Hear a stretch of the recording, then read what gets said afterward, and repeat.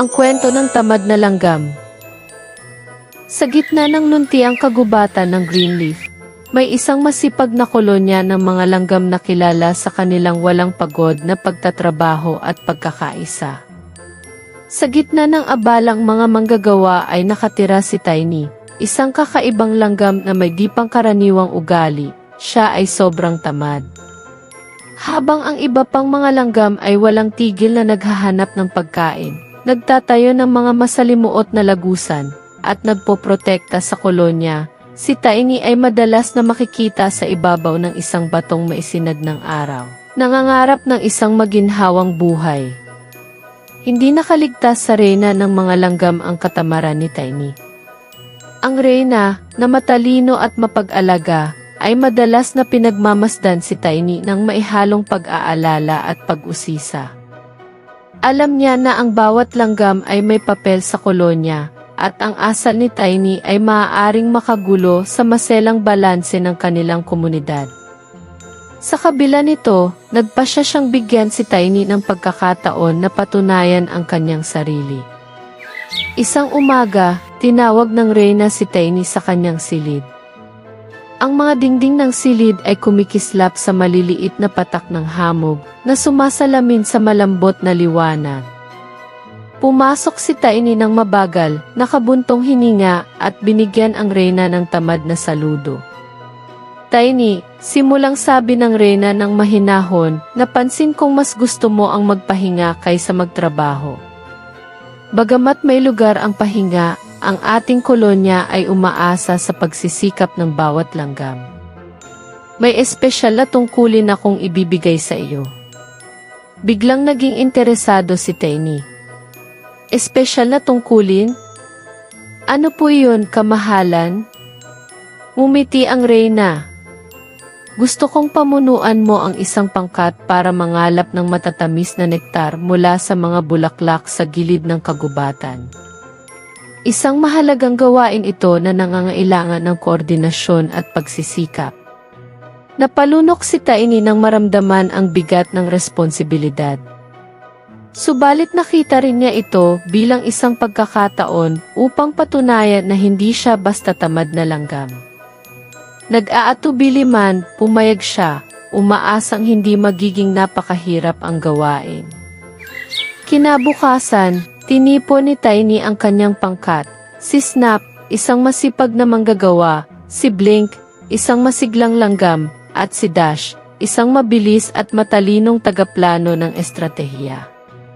Tumungo sila sa gilid ng kagubatan, kung saan ang hangin ay mabango sa halimuyak ng mga bulaklak. Sinubukan ni Tiny na magkunwaring masigasig, ngunit agad ding nanaig ang kanyang likas na katamaran. Magpahinga muna tayo, mungkahi ni Tiny pagkatapos ng maikling lakad. Darating din tayo sa mga bulaklak.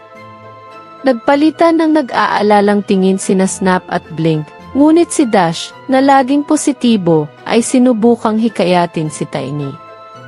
Sige na, Tiny, kailangan nating manatiling nakatuon. Umaasa sa atin ang kolonya. Sa ayaw man o sa gusto, nagpatuloy si Tiny. Nang marating nila ang mga bulaklak, sinalubong sila ng isang tanawin ng makukulay na bulaklak at simponya ng umaawit na mga bubuyog. Nakakamangha ang tanawin, ngunit nakakatakot ang gawain. Kailangan nilang mangalap ng sapat na nektar upang mapanatili ang kolonya sa darating na mga linggo. Habang abala sina Snap, Blink, at Dash sa masigasig na pagkuha ng nektar, si Tiny ay tumulong ng bahagya lamang. Habang lumilipas ang mga oras, ang kanyang kaunting pagsisikap ay nagbunga ng mas mababa kaysa sa naipon ng kanyang mga kasama. Sa pagtatapos ng araw, nakapangalap sila ng madaming nektar, ngunit malinaw sa lahat na ang kontribusyon ni Tiny ay halos wala. Pagod at nanulumo, umupo si Tiny sa isang bato at nakaramdam ng kaunting konsensya. Habang naghahanda silang bumalik sa kolonya, isang biglaang kaguluhan ang sumiklab. Isang grupo ng mga mababangis na salagubang, naakit sa amoy ng nektar, ang umatake sa kanila. Nagkaroon ng takot habang sinubukan ng mga langgam na ipagtanggol ang kanilang pinaghirapang ani. Nanginginig man si Tiny, ngunit mabilis na tumakbo ang kanyang isipan. Ang dati niyang katamaran ay napalitan ng biglang bugso ng tapang. Walang pag-aalinlangan, kumilos si Tiny. Dinampot niya ang isang patpat at ginamit itong parang sandata. Matapang na nilabanan ang mga salagubang. Ang kanyang mga kasama, na mangha sa kanyang tapang, ay lumaban ng may bagong lakas. Sama-sama, napalayas nila ang mga salagubang. Pagod at may mga galos, muli silang nagtipon. Tinitigan nila si Tiny ng may bagong respeto. Ang galing mo, Tiny, sabi ni Blink, kumikislap ang mga mata niya sa pasasalamat. Napangiti si Tiny ng medyo nahihiya. Napagtanto ko na minsan, kailangan mong magsikap para protektahan ang mahalaga sa iyo.